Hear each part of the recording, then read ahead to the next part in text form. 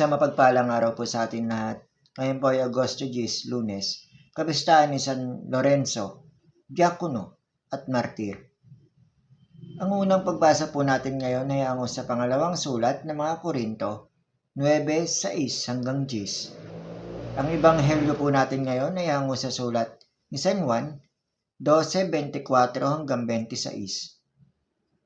Talagang sinasabi ko sa inyo, namamalaging nag-iisa ang butil ng trigo kung hindi ito namamatay pagkahulog sa lupa. Ngunit kung mamamatay ito, nagdudulot ito ng maraming bunga. Nagpapahamak ng kanyang sarili ang umiibig dito. Ngunit iingatan naman ito para sa buhay. Magpakailanman ng napupuot sa kanyang sarili sa mundong ito.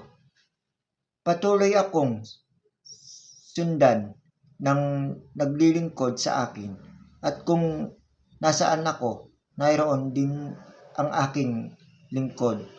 Kung may naglilingkod sa akin, pararangalan siya ng Ama. Ang salita ng Diyos.